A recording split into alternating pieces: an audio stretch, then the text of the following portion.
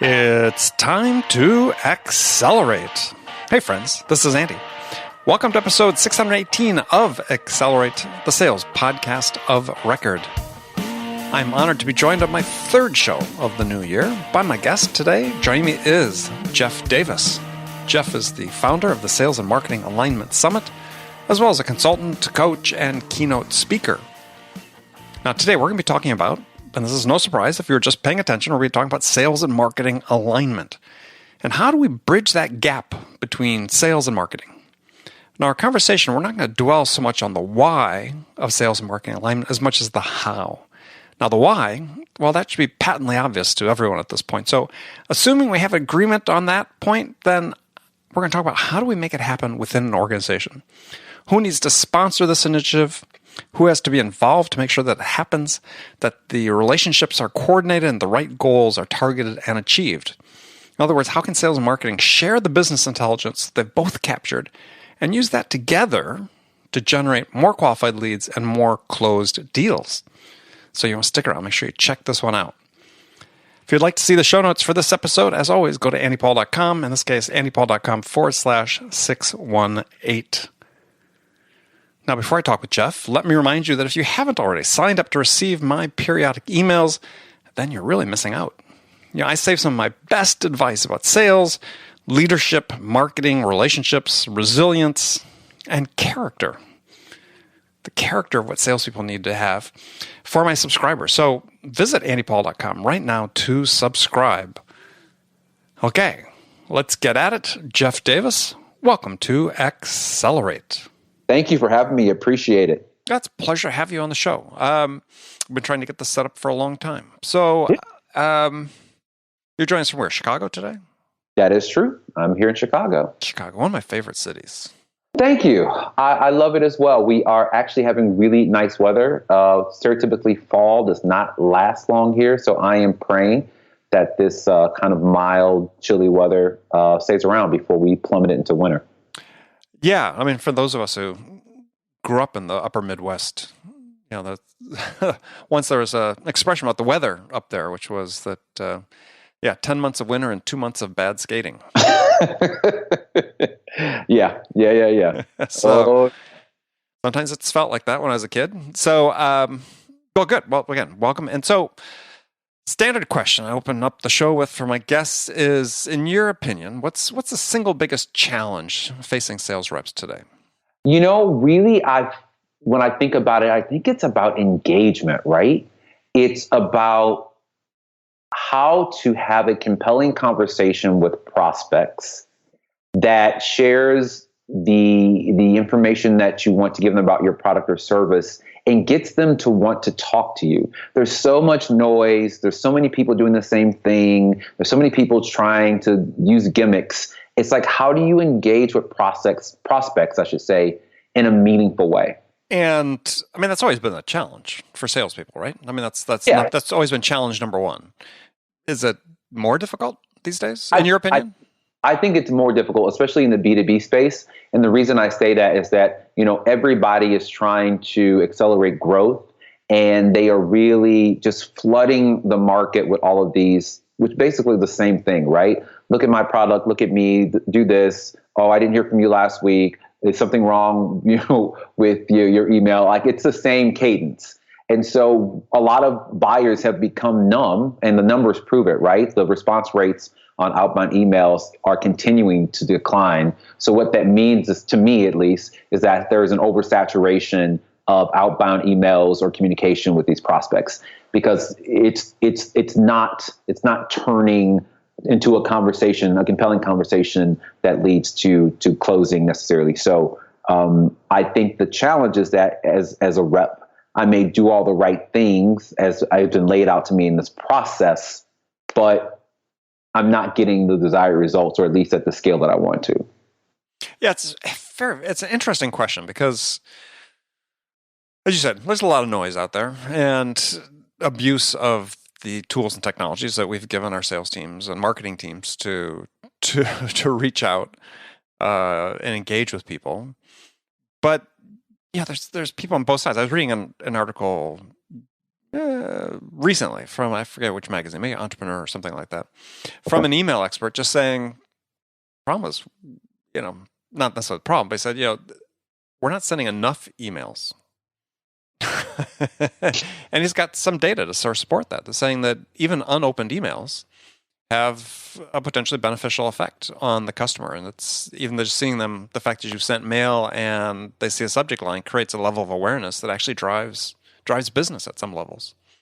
I wonder whether it seems like we're sort of flailing to some degree and that we don't know.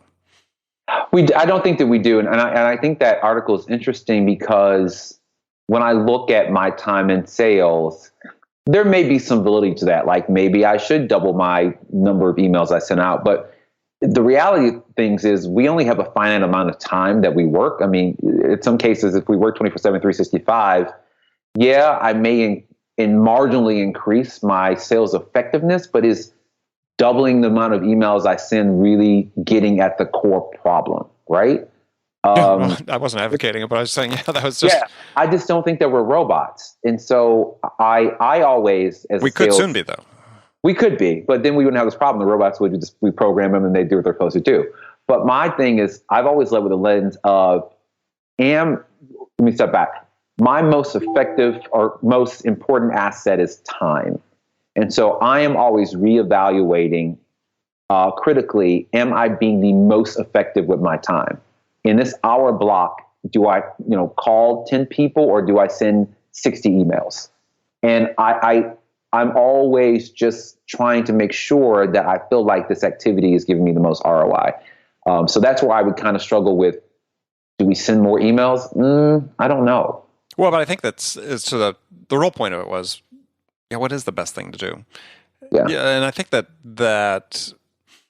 one of the things we're seeing all the time in sales, and this is not new, is that there's sort of one prescription that people are trying to apply to a myriad of different situations. And when we should be doing is saying, look, we need to find a way to really sort of see what works for each situation, right? Each company, their process may necessarily be different than the next company's because the product they sell, the way they sell, it's not identical to what other people are doing. And so it seems like people are afraid to trust their own instincts these days. And so they're saying, okay, rather than trust my instincts about this is the way that I feel comfortable about doing business, I read these books and they all say we should do it this way, so let's do it this way. So it goes back to sales being art and a science, right? And so I don't feel, and so I put my marketing hat on, and by virtue that I've been on both sides of the fence, I simultaneously think with both brains. I don't know that on the sales side of the house, if we're spending enough time truly understanding the buyer or buyers. Marketers stereotypically think in personas. And those are not just demographics. These are our buyer types, whether they be 3 or 5. And we clearly understand what is important to them, why they buy, what are the messages that resonate with them, what do you need to say to get them engaged. I feel like we, especially now with the SDRs and new reps coming in, we just trust that one templated message will resonate with each different persona. And we're not really digging into this solution really hits upon these 3 to 5 people in these types of businesses. Well, each one of those people probably need to hear something different, or probably their leading reason for buying is different. And if we're not talking to that, then we're really not connecting, right? And so using that templated, touch point 1, 2, 3, 4, 5, that cadence, the exact same one for different personas, may not be the right way to go. Well, I think it's not the right thing to do even within a persona. I mean, I wrote an article a couple weeks ago for my weekly newsletter, which I said we sell to people, not personas. Mm-hmm. But it's true. I mean, yeah, somebody could be identified and grouped under a persona or a category or whatever we want to call it. But the fact is, each individual you speak to is going to be different. And so one of the things that I observe that's being lost in just sort of the methodologies that we're rolling out is we put such an emphasis on, hey, here's the communications for this persona, here's the content, here's the messaging at this point in time, is that they don't pay attention to the fact that, they're different people. Everyone I deal with of this type, as I go through, they're different people. The questions need to be phrased slightly differently. The way I perceive what they're doing, the way they perceive me is going to be a little bit different. And yet, we want to cookie cutter it, and that's an issue. It's a problem. It's a challenge. It is a challenge, and I think you especially see it in high growth companies, especially tech. That while I agree with you, and I don't know that those folks would disagree with you, it's how do you scale that? How do you scale that approach? How do we scale in a way that we're recognizing that we're talking to individuals, but we also need to accelerate growth in a really, really quick time frame, depending on how you're funded and that sort of thing. And so I think that's where the challenge comes into is leveraging and thinking about those two things, which don't always agree with each other as far as your approach. Well, I think it is one of the central challenges. But on the other hand, we look at tech and SaaS and so on, and I mean, some number of companies are succeeding just as you always do, right? I mean, I'm not sure that the sales model that we have for SaaS is enabling more companies to succeed than previous sales models did. Well, I think from my perspective and the work that I do around aligning sales and marketing is what I also think that needs to be addressed that people aren't necessarily talking about is when you're moving that quickly, how do you communicate to each other in a way that you are able to capture market intelligence or business intelligence that you can implement, right? So sales is getting a lot of information, marketing is getting a lot of information, but are they sharing that between over the fence so that we can make a change, iterate, and then change strategy? And so there's always this delay when you're moving that fast of us actually putting our heads together, talking about what you see, what I see, and then iterating and changing. To your point, maybe it's those scripts or maybe it's the personas or how we talk to people. I think that's what we need to spend more time of working together because we are seeing the market, in a different way. Yeah. Well, I mean, we meaning sales and marketing. So yeah, you used an interesting word. You said the fence. And so right. referring to the division between sales and marketing. So that's one of the topics we're going to talk about today is sales and marketing alignment is certainly one of the things you're passionate about. You work a lot on. As you talk about, it's in your writing, alignment is not, a technology issue. We're seeing certain sort of technical solutions come on the market that people think, hey, this will solve the alignment issue.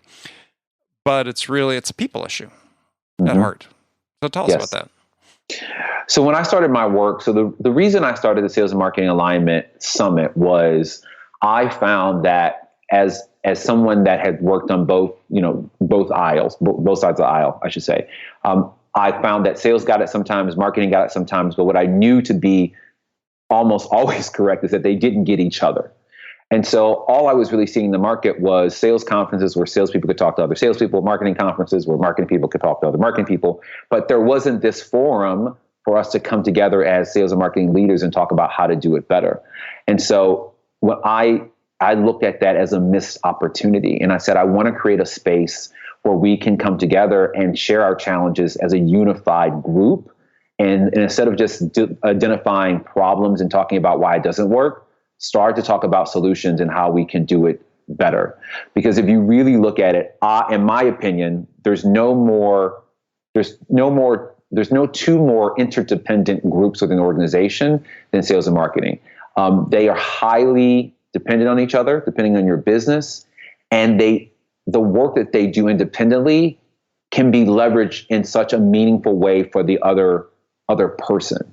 I continually run into salespeople that don't understand marketing, don't know what they do, and don't really understand how to leverage the work that comes out of marketing to help them sell more. And that for me is a miss. It's a huge miss. They don't. I would say it differently. They just don't care. Right. They don't care because they don't understand what it looks like when it's right. Right. They don't understand that, we can help you with territory planning. They can help you with messaging and things all that stuff that comes out of marketing that marketing just uses to market. Like I can actually use that stuff to make my job easier. So let's dig into some practicalities because I've had a number of guests on the show talking about this topic that a lot of people are interest in it, we always get a large number of people listening to those episodes, including some people that you reference and some work that you do. So how do you go about creating these connections? This is we talk about relationships and sales being a relationship business. I mean, at the core of making sales marketing alignment work, it seems like you got to sort of get over some of the long-standing perceptions and animosities that have existed and say, okay, we have to reset this relationship. So how do you go about that? What are the practical steps companies can take? Yeah, so as I have continued to do work in this space, it really comes down to the CEO has to be on board for a sales and marketing alignment initiative, period, point blank. To your point, I've heard you as other people say, like, initially coming into this, we thought it was a tech problem, and that's great. We have all these tech solutions, and they're continuing to accelerate out in the market, but they're not fixing the problem. So that to me means it's a people issue, and the rift between sales and marketing is a long-standing one for many reasons, which we'll not get to in this phone call. And in order to change that, the CEO has to start communicating to the organization how we are going to move forward, how we as a sales and marketing functions within the business are going to work together to drive revenue. And so what, our last summit here this summer, we talked about is, how do you build the business case for a CEO? Because I do believe that the VP of sales and the CMO have to come together to really put their heads together to work around how do we pull this business case to inform our CEO that this is going on. So depending on what type of CEO you have finance-driven CEO, sales guy, marketing guy, whatever it is, they may or may not be aware that this is as much a problem as it is. And I think when you start the conversation is, what is the cost of misalignment? What are we losing first? And we have more and more data that you could extrapolate to understand, like lost revenue. And then we can talk about what are the strategies. So how are people truly measuring lost revenue from lack of alignment? I mean, I understand there's lots of estimates we see out there, CEB, blah blah blah blah, but yeah, a lot of that is self-reported, right? I mean, is there anything that's real evidentiary? It's tough, right? That's a tough one, and I think that's what makes this so difficult, because how do you account for something that we didn't do? Like, you know what I mean? Like, and especially if you were in an organization where we are making money, we may not be growing as fast as we want to. How do you convince somebody that by changing this attitude and how people perceive each other, which is a very somewhat of a soft qualitative thing, how is that going to lead to quantitative metric increase for the business? It's tough. It's really tough, because you're basically trying to convince somebody that I need you to believe in this qualitative thing that you need to change, and there will be a quantitative output that you can prove. Well, but for a CEO though, and what are the costs? What are the hard investments they have to make in alignment that they're not already paying for? Well, the cost associated, it may be a technology cost as far as, how can you expect somebody to work together if sales and marketing are two different technologies? So depending on, the industry that the business is in, the age of the business, there may be just some functional core, like we are not using the same data sets. So marketing is using one data set, sales is using another data set. So you can't even start to talk about having aligned goals, because the numbers we're looking at aren't even the same. And so it depends on the business. And so that's a different conversation to say, we've got to invest in updating our technology and our platform so that we're, using the same CRM or whatever that is, to even be able to, as two organizations, to start looking at what does revenue really look like? What is, close? What does the conversion rate really look like? What does all that stuff really look like to get a real view of the funnel? And I think, a lot of companies don't have an accurate view of the funnel, and it's a lot of work depending on, like I said, the industry and the age of the business. Sure. But if you're a CEO, and I agree, I think it's a cultural thing really for the CEO in terms of sales marketing alignment. But I'm just wondering, you're talking about putting together a business case for the CEO. Yeah. I mean, can you envision a case where a VP of marketing, a CMO, and a CRO go to the CEO and say, we've got this problem. We really need to enhance, the sales marketing alignment. And the CEO goes, yeah, I don't think so. I mean, I think that's where we are for a lot of people. I mean, I've heard this from... Why would a CEO say no?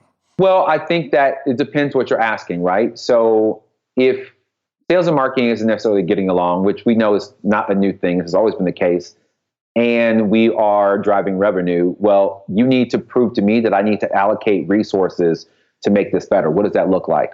Or you have some organizations where the CEO have pitted sales and marketing against each other specifically to say, well, whoever wins has the right, has the better solution. And so I was reading Align to Achieve. I don't know if you've had a chance to read that with I've had Tracy and Andrea both on the show separately. Yeah.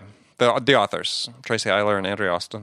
Yeah. So they talked about it in their book, and where the case that you have some CEOs that have pitted sales and marketing against the other to say, well, you guys will fight it out and you'll figure out the best solution. I'm going to focus on other things.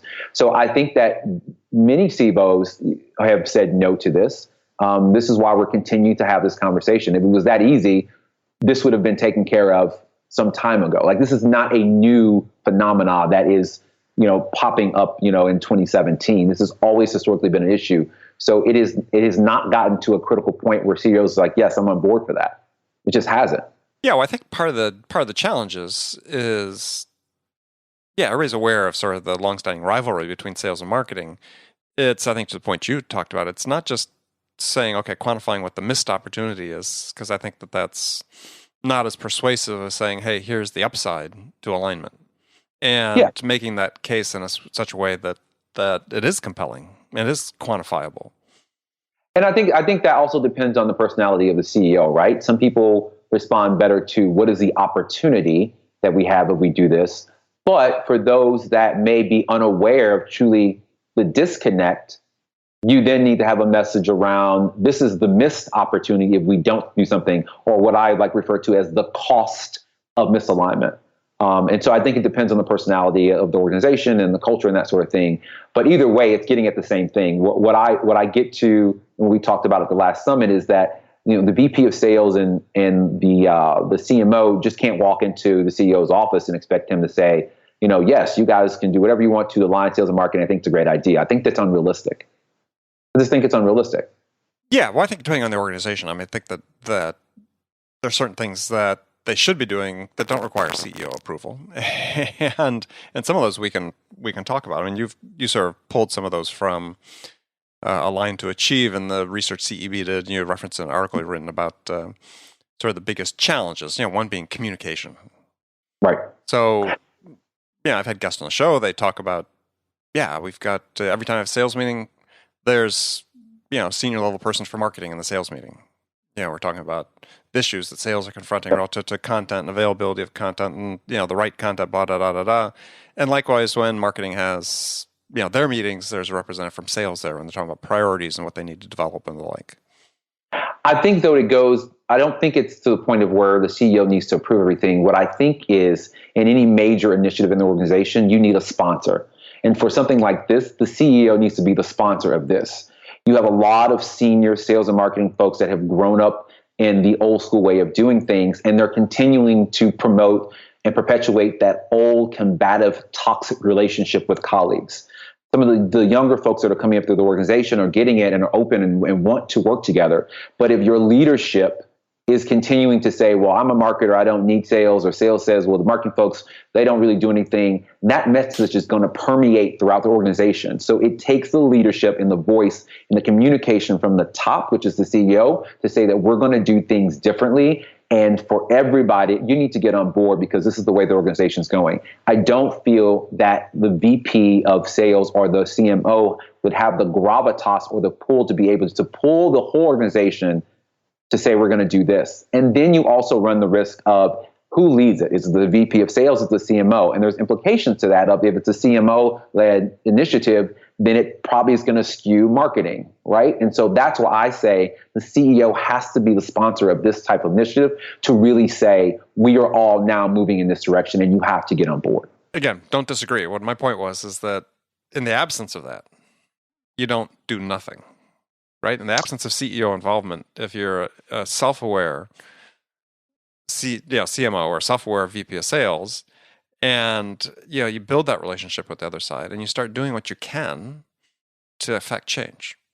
True. I would just argue that while you can do some things and move the needle and move forward, that ultimately is not going to fix the issue in the long run. And so it depends how you're looking at it. If you're looking for short-term wins to start moving in that direction, there's absolutely things you can do, as you indicated about, bringing senior marketing folks to sales meeting and vice versa, having marketing sit on sales calls, all those things, right? Those are great things to start changing that culture. But what I always reiterate is that is not going to lead to a long-term fix.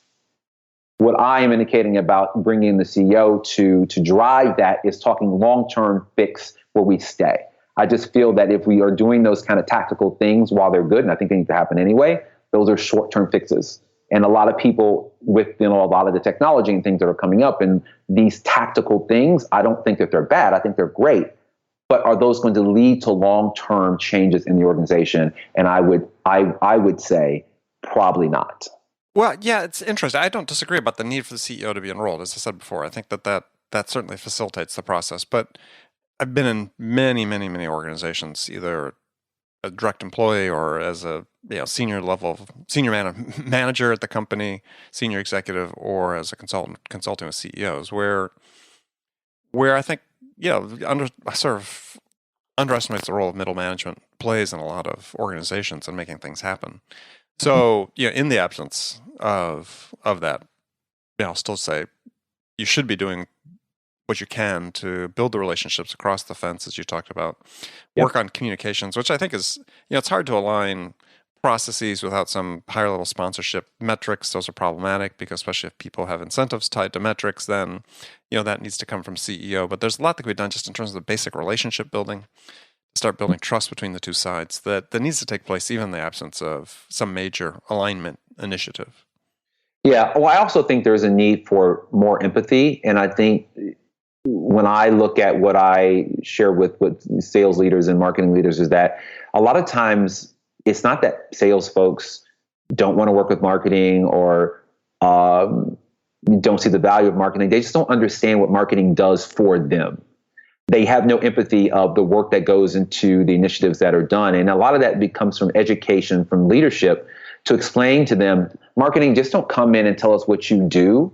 Tell us how what you do helps me sell more. And I don't know that we're having enough of those conversations throughout the organization, because I would say most salespeople have no idea what marketers do, and marketers, all their perception of what salespeople do, a lot of time is either dead wrong or is fatally flawed. And so I think it's just to your point about we need to create a simple sense of empathy between these two groups so that they have a respect for each other and start to understand how what each other does affects them in a positive way and helps them do their job better. Yeah, well, I think one way to sort of look at this, and maybe we just take a stab at it in the few minutes we have left, is that can we ever have alignment as long as we have sales and marketing as separate silos? I mean, so as people looking at this whole process of digital transformation and what that means for the organization, certainly we've seen the responsibilities of marketing evolve from sort of strictly sort of branding, awareness building to hands-on lead generation. In some cases, even managing SDR teams and so on. And assuming the SDRs are part of lead gen, which they fundamentally are. Yep. Is the responsibilities have changed quite a bit. Does it make sense really even still to have these old constructs of sales and marketing? I've mentioned this before on the show that one person who'd been on, a guest, said, yeah, you really have to rethink the organization and say, look, we've got from sales and marketing, there's really sort of two primary responsibilities. One is acquisition, and one is retention. Mm-hmm. And yeah, we have maybe a third organization that does branding and awareness building, but that could be a pretty small organization, right? Is from an acquisition and retention, okay. What's an acquisition organization look like? What's a retention organization look like? And that then starts breaking down those walls that have existed for a long time.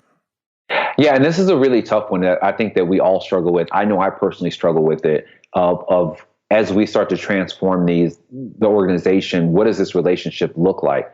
I think there are some fundamental things that marketers do that marketers should do, and I think there's some fundamental things that salespeople do they should do. And so I've been asked a question, well, should salespeople just be mini marketers? And my gut tells me that no, I want salespeople out in the field talking to customers, having a great story, explaining why the solution or product is relevant to what they need, and et cetera.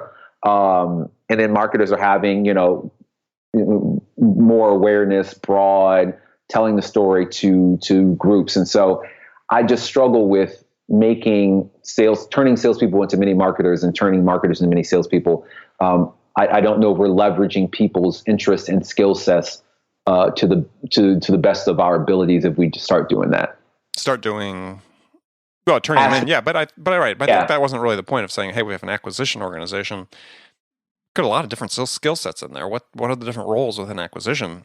Well, hey, marketing as lead gen, that's one role, right? It could be, depending on what organization you're in, the industry, it could be of an SDR team, inside sales, part of it being an SDR, proactive business development, following up on leads. I mean, but if they're all on the same team, suddenly that's a different way of looking at things because there's a flow to it. Right now, there's a flow, but the flow is interrupted by a handoff. Well, you sort of get rid of those handoffs in the same sense, right? They're not crossing the river Styx now as they have to now. Now it's, if they're all in the same organization, it's just from one teammate to another. But if you have acquisition and you have retention, I think that you still then have a trade-off, right, between those two. I mean, are we really breaking down that wall, or are we just calling it something different? What's the role marketing plays in retention? It's a different role, right? So it'd be a different set of skill sets in there. Again, that's just one thought, right? Is that how you break it down? But it's interesting though. It is interesting. I just wonder if we're replacing words to mean something slightly different, but there seems to be a trade-off, a handoff, I should say, between those two kind of proposed things. So we'd have to think.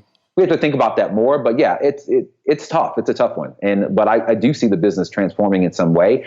Do I know what that is? I don't know if any of us have the exact answer of how this relationship should transform. But it obviously is going to have to, in order to be successful with the new buyer. Okay. Well, Jeff, unfortunately, we run out of time, but a great note to end on. So tell people how they can learn about what you're doing and connect with you. Sure. The best way to find me is to go directly to my blog at jeffdavis2.com. I have information there about what I do. I coach and consult companies to help them understand how to do this better. Also, I have a blog there, as well as the Sales and Marketing Alignment Summit. That's always updated to let folks know when the next summit is happening. Which is when? Right now it's scheduled for next June, so June of 2018. In Chicago? In Chicago. So we are currently only in Chicago as to date, but there are plans in the near future to be expanding to other major cities like in New York, San Francisco, or Boston. So that is all in the works as we speak. Excellent. All right, Jeff, thank you very much. Thank you so much. And friends, thank you for spending this time with me today. Make sure you come back, join us for the next great episode of Accelerate. Until then, if you get a chance, go to iTunes, wherever you listen to this podcast, and please subscribe. So thanks again for joining me. Until next time, this is Andy Paul. Good selling, everyone.